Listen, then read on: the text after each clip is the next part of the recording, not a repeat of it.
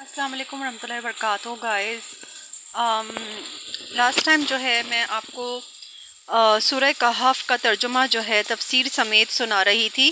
سورہ کہف جو ہے وہ 18 نمبر کی صورت ہے قرآن مجید کی، اور اس کا جو ہے میں آپ کو 31 نمبر کی آیت کا ترجمہ سنا رہی تھی، اور اس کا ترجمہ بھی مکمل نہیں ہوا تھا اور تفسیر بھی تھوڑی باقی تھی اور جو ہے کٹ ہو گیا تھا. تو میں 31 نمبر کی سورہ کہف کی آیت سے ہی کے ترجمے سے ہی سٹارٹ کروں گی.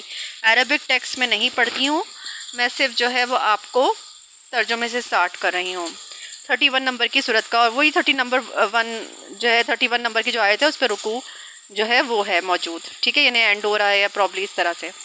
تو اب میں سٹارٹ کر رہی ہوں. اعوذ باللہ من الشیطان الرجیم، میں اللہ کے نام سے شروع کرتی ہوں.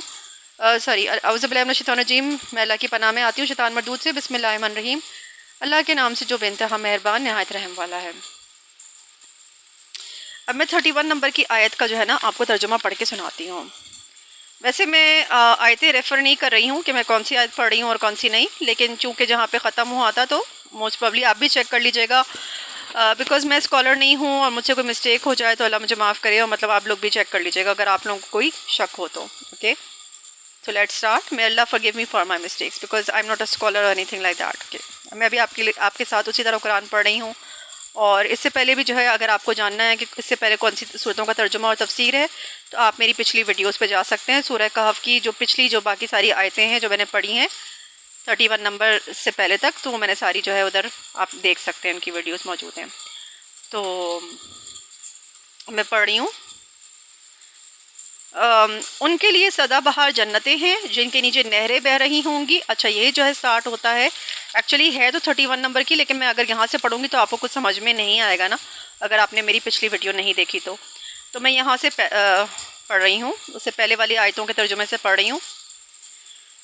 صاف کہہ دو کہ یہ حق ہے تمہارے رب کی طرف سے.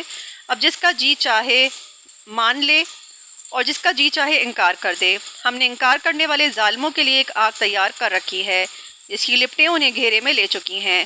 وہاں اگر وہ پانی مانگیں گے تو ایسے پانی سے ان کی تواضع کی جائے گی جو تیل کی تلچھٹ جیسا ہوگا اور ان کا منہ بھون ڈالے گا. بدترین پینے کی چیز اور بہت بری آرام گاہ. رہے وہ لوگ جو مان لیں اور نیک عمل کریں تو یقیناً ہم نیکوکار لوگوں کا اجر ضائع نہیں کیا کرتے. ان کے لیے سدا بہار جنتیں ہیں جن کے نیچے نہریں بہہ رہی ہوں گی. وہاں وہ سونے کے کنگنوں سے آراستہ کیے جائیں گے، باریک ریشم اور اطلس و دیبا کے سبز کپڑے پہنیں گے اور اونچی مسندوں پر تکیہ لگا کر بیٹھیں گے. بہترین اجر اور اعلیٰ درجے کی جائے قیام. اب یہاں پہ جو ہے نا یہاں پہ جو لکھا ہوا ہے کہ ان کے لیے سدا بہار جنتیں ہیں جن کے نیچے نہریں بہہ رہی ہوں گی، وہاں وہ سونے کے کنگنوں سے آراستہ کیے جائیں گے. تو یہ یہاں پہ جو ہے وہ تفسیر موجود ہے، یہ میں آپ کو پڑھ کے سناتی ہوں. تفسیر یہ ہے کہ قدیم زمانے میں، تفسیر سمجھنے یا ایکسپلینیشن جو بھی ہوتی ہے وہ سمجھ لیں. قدیم زمانے میں بادشاہ سونے کے کنگن پہنتے تھے. اہل جنت کے لباس میں اس چیز کا ذکر کرنے سے مقصود یہ بتانا ہے کہ وہاں ان کو شاہانہ لباس پہنائے جائیں گے.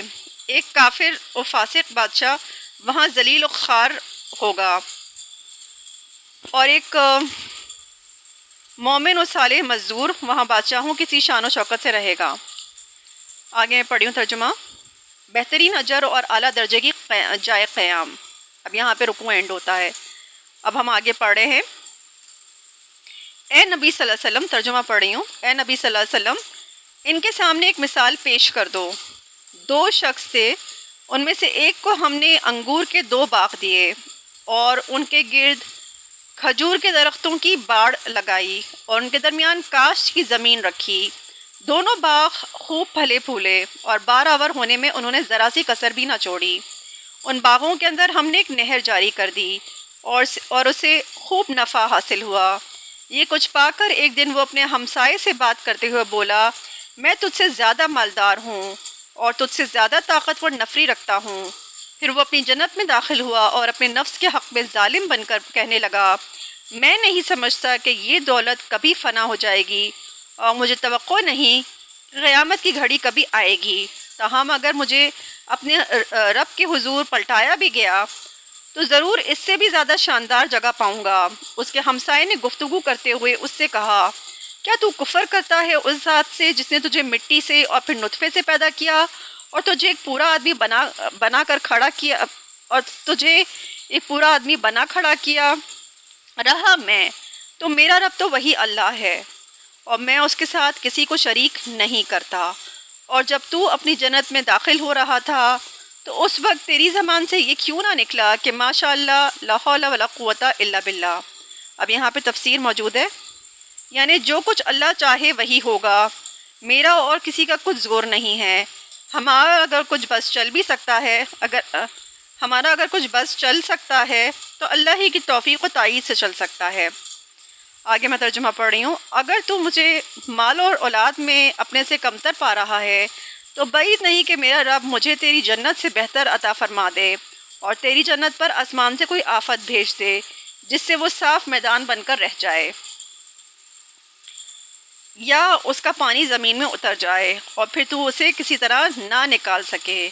آخر کار ہوا یہ کہ اس کا سارا ثمرہ مارا گیا اور وہ اپنے انگوروں کے باغ کو ٹٹیوں پر الٹا پڑا دیکھ کر اپنی لگائی ہوئی لاگت پر ہاتھ ملتا رہ گیا اور کہنے لگا کہ کاش میں نے اپنے رب کے ساتھ کسی کو شریک نہ ٹھہرایا ہوتا۔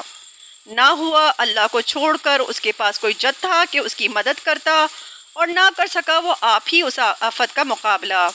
اس وقت معلوم ہوا کہ کارسازی کا اختیار خدائے برحق کے لیے ہے، انعام وہی بہتر ہے جو وہ بخشے اور انجام وہی بخیر ہے جو وہ دکھائے۔ تو اس پہ جو ہے میرا خیال ہے ہاں یہاں پہ رکوع اینڈ ہو رہا ہے۔ تو اب یہ جو ہے اس کا میں تھوڑا سا دیکھیں، جہاں جہاں تفسیر تھی میں نے آپ کو سنا دی ہے، لیکن یہ جو ہے دراصل دو جنت اور جہنم کے بعد جو بھی چیز ہے، میں جہاں تک میں نے پڑھی آیتیں، اس کے بعد اللہ تعالیٰ جو ہے یہاں پہ نبی صلی اللہ علیہ وسلم کو مخاطب کر کے دو لوگوں کی مثال پیش کر رہے ہیں۔ اب یہ میں آپ کو جو میں نے سمجھا ہے وہ میں آپ کو بتا رہی ہوں۔ اچھا، میں نے اسرار احمد صاحب کی سورہ کہف پر ان کی ویڈیو موجود ہے، تو انہوں نے بہت خوبصورت طریقے سے ایکسپلین کیا ہے۔ مطلب میں اکثر جو ہے مطلب جیسے مجھے کسی نے ریکمینڈ کیا تھا کہ آپ ان کی ترجمہ سنیں، تو آپ بھی جو ہے اس کا ترجمہ اور سنیے، وہ بہت بہترین تفسیر ہے، صرف ترجمہ ہی نہیں بہترین، انہوں نے بہت اچھے طریقے سے صورت کو ایکسپلین کیا ہے۔ اور اس کے علاوہ اور بھی صورتیں ہیں جن کو بہت خوبصورتی سے انہوں نے جو ہے وہ تفسیر کی ہے، ایکسپلینیشن کیا ہے، ہر بات کو کھول کھول کر بیان کیا ہے اور بہت ہی اچھے طریقے سے انہوں نے ایکسپلین کیا ہے۔ اچھا، تو اب میں جو ہے نا مجھے ایک دم سے یاد نہیں ہے کیونکہ بہت پہلے میں نے سنی تھی، وہ آپ سن سکتے ہیں، ان کی ویڈیو موجود ہے سورہ کہف پر۔ بس جو میں نے سمجھا ہے وہ میں بتا رہی ہوں، اور جو میں نے سن کے مجھے جو جتنا یاد ہے، جو مجھے سمجھ میں آتی ہے بات، وہ میں بتا رہی ہوں۔ میں کوئی اسکالر نہیں ہوں، میں پہلے ہی بتا رہی ہوں، اور اگر مجھ سے کوئی مسٹیک ہوتی ہے تو میں اللہ تعالیٰ سے معافی مانگتی ہوں اس کے لیے۔ It's just something which I understood from this, okay. تو اللہ تعالیٰ نبی کریم صلی اللہ علیہ وسلم کو مخاطب کر کے کہہ رہے ہیں کہ تمہارے سامنے، ان کے سامنے ایک مثال پیش کر دو، ٹھیک ہے۔ اور وہ کس کی مثال تھی؟ دو اشخاص کی مثال تھی، دو شخص تھے، ان کی مثال تھی۔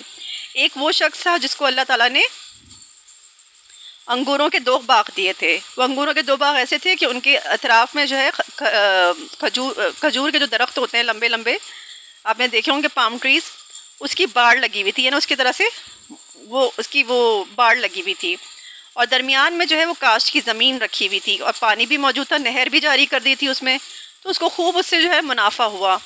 اب جب اسے خوب منافع ہوا اور خوب اس کو مال ملا، تو اب وہ جو ہے اپنے ہمسائے کے ساتھ، ٹھیک ہے، ایک دن باغ میں جو ہے مطلب وہ اپنے یہ کچھ پا کر وہ اپنے ہمسائے سے بات کرتے ہوئے بولا، میں تجھ سے زیادہ مالدار ہوں اور تجھ سے زیادہ طاقتور نفری رکھتا ہوں۔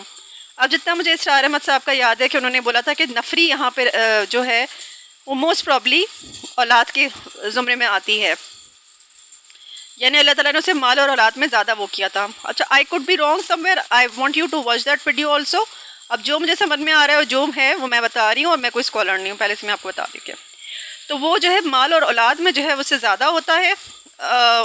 وہ کہتا ہے کہ میں تجھ سے زیادہ مالدار ہوں اور تجھ سے زیادہ طاقتور نفری رکھتا ہوں، بوسٹنگ کر رہا ہوتا ہے، جیسے ہم بوسٹ کرتے ہیں نا، میں تجھ سے زیادہ مالدار ہوں، میں تجھ سے زیادہ یہ ہوں وہ ہوں، ٹھیک ہے، ڈینگے مارنا۔ اچھا، پھر وہ اپنی جنت میں داخل ہوا اور اپنے نفس کے حق میں ظالم بن کر کہنے لگا، میں نہیں سمجھتا کہ یہ دولت کبھی فنا ہو جائے گی، اور مجھے توقع نہیں کہ قیامت کی گھڑی کبھی آئے گی کبھی۔ اچھا، یہ جو جملے اس نے بولے ہیں نا، اچھا میں آگے ہی پڑھی ہوں، تاہم اگر کبھی مجھے اپنے رب کے حضور پلٹایا بھی گیا تو ضرور اس سے بھی زیادہ شاندار جگہ پاؤں گا۔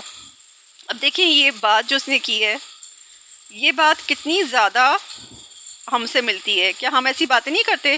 کبھی اللہ تعالیٰ ہم پر کوئی کرم کر دے، اپنا ہمیں کوئی کسی چیز میں ترقی دے دیتا ہے تو ہماری زبان سے بھی بالکل اسی طرح کی باتیں نکل رہی ہوتی ہیں۔ کیا کہا تھا اس شخص نے اپنے نفس پہ ظلم کر کے؟ میں نہیں سمجھتا کہ یہ دولت کبھی فنا ہو جائے گی، اور مجھے توقع نہیں کہ قیامت کی گھڑی کبھی آئے گی۔ تاہم اگر کبھی اپنے، یعنی کہ مجھے توقع نہیں ہے، یعنی کہ میں نہیں سمجھتا کہ دولت کبھی فنا ہونے والی ہے۔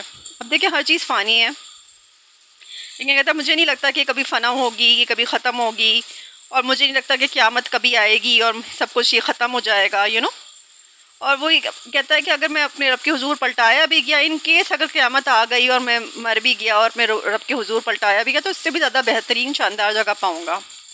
تو دیکھیں اب یہاں پہ اس کے ہمسائے نے، اب میں آگے پڑھی ہوں ترجمہ، اس کے ہمسائے نے گفتگو کرتے ہوئے اس سے کہا، کیا تو کفر کرتا ہے اس ذات سے جس نے تجھے مٹی اور پھر نطفے سے پیدا کیا اور تجھے پورا آدمی بنا کھڑا کیا؟ ٹھیک ہے، اب یہاں پہ سوال یہ پیدا ہوتا ہے کہ تو کفر کرتا ہے اس ذات سے۔ اب یہاں پہ اس نے کون سی کفر کی بات کی؟ ٹھیک ہے، اب یہاں پہ اس نے کون سی کفر کی بات کی؟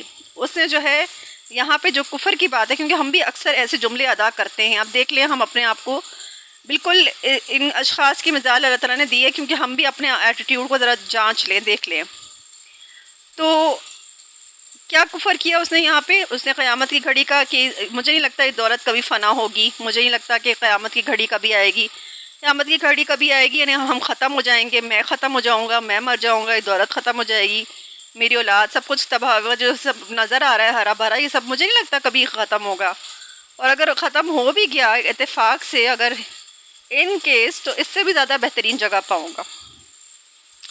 اب یہ اس نے یہاں پہ کفر کیا، یعنی قیامت تو آنی ہے، ٹھیک ہے، قیامت کا انکار کر دیا اس نے، اور یہ چیز کہ ہر چیز فانی ہے اس کا بھی انکار کر دیا، ٹھیک ہے نا۔ تو اس کے ہمسائے نے کیا کیا کہ تو کفر کرتا ہے اس ذات سے جس نے تجھے مٹی اور پھر نطفے سے پیدا کیا اور تجھے ایک پورا آدمی بنا کھڑا کیا۔ اب دیکھیے کیا جو قرآن مجید ہے اس میں اکثر جگہوں پہ اس طرح کی باتیں آتی ہیں، تنبیہ، ہمارا اپنا بیہیویئر ہے، ہم اپنا آئینہ دیکھ لیں، ٹھیک ہے، اور اس پہ انجام بھی دیکھ لیں، جو آگے اس شخص کا انجام ہوا وہ بھی دیکھ لیں، ٹھیک ہے۔ اب آگے سے اس کا ہمسایہ مزید کیا کہتا ہے، رہا میں تو میرا رب تو وہی اللہ ہے اور میں اس کے ساتھ کسی کو شریک نہیں کرتا۔ اب یہاں پہ اس نے کون سی شرکت کی تھی؟ اس کے جو بوسٹنگ کر رہا تھا، جو اپنے آپ کو ڈنگے مار رہا تھا، وہ اس نے کس کو شریک کیا تھا؟ اس نے کسی کو شریک تو نہیں کیا تھا، اس نے کسی بت سے، کوئی دیوی دیوتا تو موجود نہیں تھا۔ اس نے کہا کہ میں رب کے حضور پلٹائے گا، تو کہاں پہ اس نے شرک کیا، کہاں پہ اس نے شریک کیا؟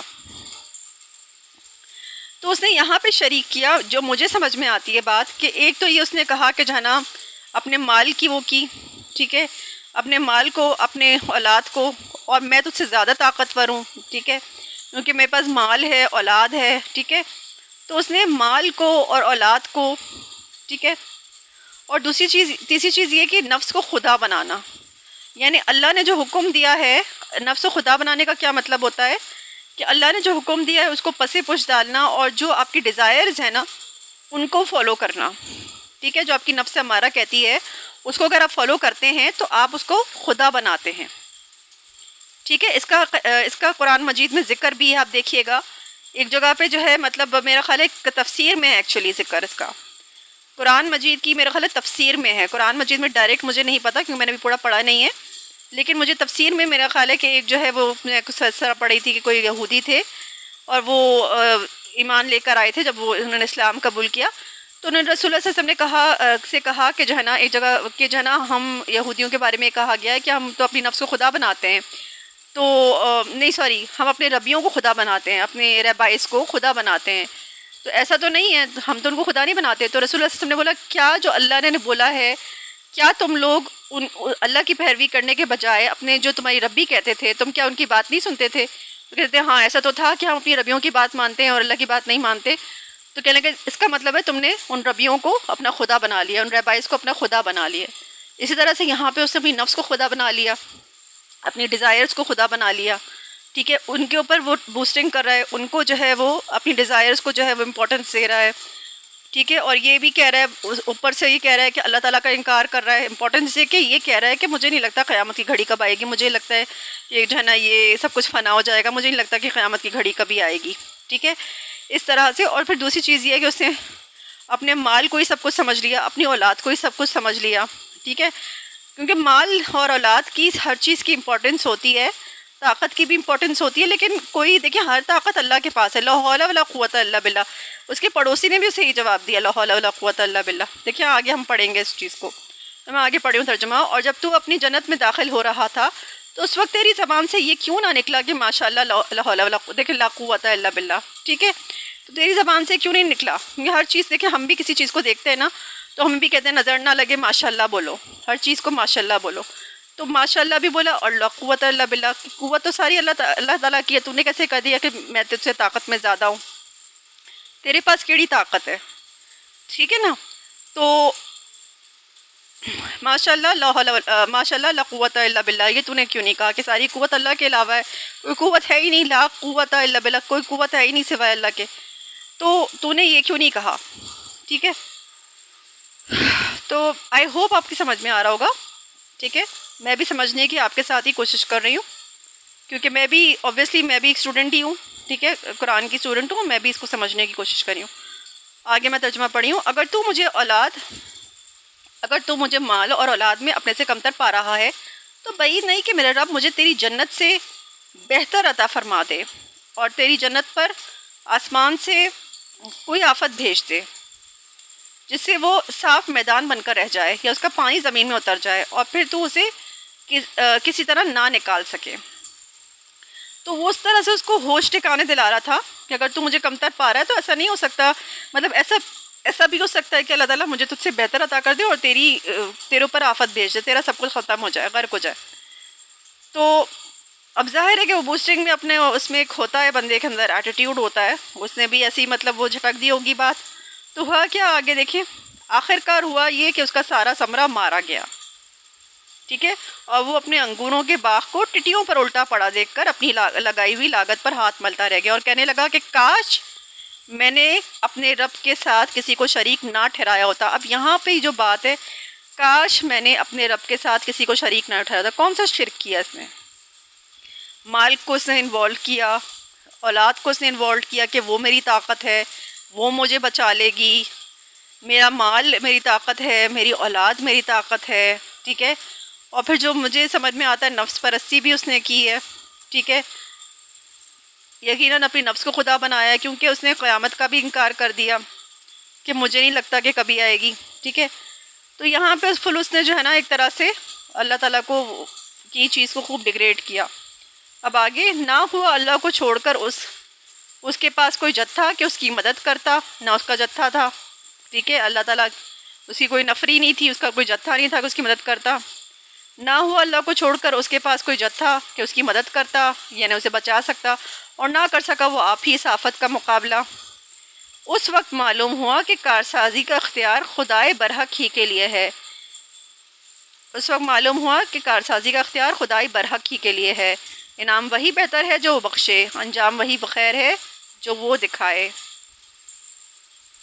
انعام وہی بہتر ہے جو وہ بخشے اور انجام وہی بخیر ہے جو وہ دکھائے. ایک اور بات مجھے جو سمجھ میں آتی ہے کہ اکثر ہم میں سے جو لوگ ہیں، اور میں خود کو بھی انوالو کرتی ہوں، ہم لوگ ایسے جملے ادا ضرور کرتے ہیں کہ جو ہے نا مجھے نہیں لگتا کبھی میری یہ چیز ختم ہو جائے گی، مجھے نہیں لگتا کہ کبھی چیز مجھ سے چھن جائے گی. بہت کم لوگ ہیں ہم میں سے جو ہم اپنی ترقی کو جو ہے نا سنبھال سکتے ہیں اور لیول ہیڈڈ رہتے ہیں.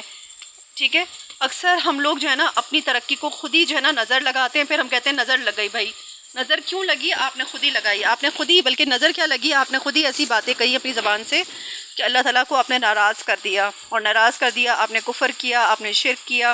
کس اینگل سے کیا وہ بھی میں نے بتا دیا کہ چیز مجھ سے کبھی نہیں چھنے گی، اور اس چیز کو اتنی امپورٹنس دے دی کہ بھائی میری تو مال ہے، میرے پاس تو طاقت ہے، یہی سب کچھ ہے، یہی خدا ہے. ٹھیک ہے، اور پھر یہ کہ اپنی نفس پرستی، ٹھیک ہے، اپنی نفس کی پرستش کرنا، جو آپ کی دل میں آ رہا ہے، جو آپ کی نفس آپ کو کہہ رہی ہے آپ وہ کہہ رہے ہیں، اور اتنی زیادہ آپ ہو گئے، اتنے اونچے آپ نے خدا بنا لیا اپنے آپ کو کہ آپ بوسٹنگ کر رہے ہیں اور ایسی باتیں کر رہے ہیں لوگوں سے. تو یہ ساری چیزیں جو ہے نا ہم لوگ اپنی ترقی کو خود ہی سنبھال نہیں پاتے، اور ہم اس طرح کی باتیں کرتے ہیں، اور جب ہماری اوپر کوئی مصیبت آتی ہے یا چیز ہم سے چھن جاتی ہے تو ہم اپنا سر پکڑ کے روتے ہیں اور بولتے ہیں ہمیں تو نظر لگ گئی ہے، ہم کیا کریں؟ تو ہمیں اپنا ایٹیٹیوڈ، اپنے آئینہ جو ہے اللہ تعالیٰ نے یہاں پہ دکھایا ہے سورہ کہف کی آیتوں میں. اسی لیے سورت جو ہے بہترین مطلب ہمارے لیے ایک سورت ہے. اس سے پہلے کی آیتوں میں اگر ہم پڑھیں گے تو نوجوانوں کا قصہ ہے جو اپنے، اور وہ نوجوان ہوتے ہیں جو اپنے بت پرست، جو ان کے مشرکانہ قسم کا جو ماحول ہوتا ہے، سوسائٹی ہوتی ہے، وہاں سے تنگ آ کے وہ لوگ وہاں سے نکل جاتے ہیں. وہ لوگ توحیدی ہوتے ہیں، وہاں سے نکل کے وہ لوگ چلے جاتے ہیں اور غار میں پناہ لیتے ہیں. تو یہ سورہ اصحاب کہف ہے. تو اور سورت کا نام ہی اللہ تعالیٰ نے ان کو اتنی خوبصورتی سے ماشاءاللہ سے ان کو عزت اور وہ بخشی ہے کہ سورت کا نام ہی جو ہے وہ سورہ کہف رکھ دیا ہے. تو اب دیکھیں کہ وہ نوجوان ہوتے ہیں، کوئی بوڑھے نہیں ہوتے. تو ہم تو بڑھاپے میں نماز پڑھتے ہیں نا، ہم تو بوڑھے ہوں گے جب ہمارا ہاتھ پیر آنکھ ناک کچھ کام نہیں کرے گا، ٹانگیں کام نہیں کریں گی، تب مسجد جائیں گے، تب نماز پڑھیں گے نا. تو یہ اللہ تعالیٰ نے بولا ہے کہ وہ نوجوان تھے، نوجوان لوگ تھے. اور جہاں تک مجھے آئیڈیا ہو رہا ہے کہ وہ لوگ اچھی پوسٹوں پہ بھی تھے، most probably I am not sure, but اچھی پوسٹوں پہ تھے یا اچھی پوزیشن ہولڈ کرتے تھے. پھر بھی وہ ان کو کتنا فیل ہوا، انہوں نے اللہ تعالیٰ کے لیے قدم اٹھایا اور اللہ تعالیٰ نے ان کو اتنی عزت بخشی، ان کو نہ صرف ایک نشانی بنایا اتنے سال سلا کے لوگوں کو کہ بھائی قیامت آئے گی میں اس طرح سے اٹھا لوں گا، جس طرح میں ان کو 300 سال بعد اٹھایا اس طرح تمہیں بھی جو ہے میں قیامت کے دن اٹھاؤں گا. اور نہ صرف یہ بلکہ ان کو جو ہے اتنی خوبصورتی سے جو ہے وہ اپنے امان میں لے لیا. تو اللہ تعالیٰ ہمیں بھی ہدایت دے کہ ہم بھی جو ہے اپنے مشرکانہ معاشرے میں، اور جو ہمارا جو معاشرہ ہے جس میں بالکل بھی اسلام کی وہ نہیں ہے اور لوگ اسلام کو صرف یوز کرتے ہیں اب پیسے کمانے کے لیے اور دوسرے چیپ چیزوں کے لیے، اور دین کو اور قرآن کی تو بات کرتا ہی نہیں ہے کوئی، صرف اوپر سے سب کھانا پینا اور یہ ساری چیزیں چل رہی ہوتی ہیں، نظر و نیاز اور ساری چیزیں. تو اللہ تعالیٰ ہمیں بھی سیدھا دین پر چلنے کی نیک توفیق عطا فرمائے، صحیح دین پر چلنے کی، اور ہمارے اندر بھی وہی جذبہ پیدا کرے کہ جو ہے جو اصحاب کہف کے دل میں، کہ جوانوں کے دلوں میں کبھی تھا.